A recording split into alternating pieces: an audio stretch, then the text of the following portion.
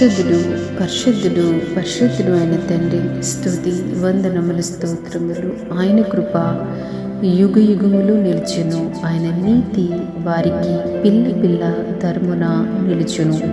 మహోన్నతుడు అయిన తండ్రి, శ్రేష్టమైన వాగ్దానము చేత బలపరిచినందుకు స్తోత్రములు తండ్రి. యుగ యుగములు ఏలుచున్న దేవుడివి, తరతరములు నిలిచిచున్న దేవుడు. నీ యందు భయభక్తులు గల వారికి ప్రభువా నాయన నీ కృప నుంచే దేవుడు ప్రభువా, వారి పిల్ల పిల్ల తరములను ఆశీర్వదించే దేవుడు నా తండ్రి. మీకు వందనాలు. మీ ఆశీర్వాదం ఎన్నటెన్నటికీ ఆశీర్వాదం అయ్యున్నది ప్రభువా.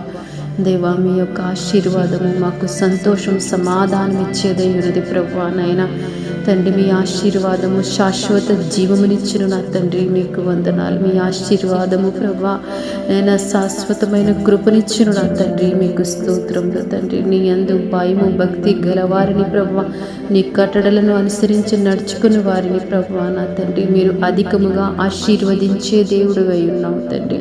దేవా, వారి యొక్క పిల్ల పిల్ల తరాలు వారి స్వాస్థవ్యాన్ని నువ్వు ఆశీర్వదించే దేవుడు అయి ఉన్నావు తండ్రి. మీకు వందనాలు దేవా. ఇదిగో ఎవరైతే అనుదినము భయము భక్తి కలిగి మీ వాక్యం పట్ల విధేయతతో ఉంటున్నారో తండ్రి నైనా వారికి ప్రభువా నైనా మీరు సమృద్ధి అయిన ఆశీర్వాదాలు నిండుగా మెండుగా అనుగ్రహించుచున్నందుకు మీకు వందనాలు తండ్రి.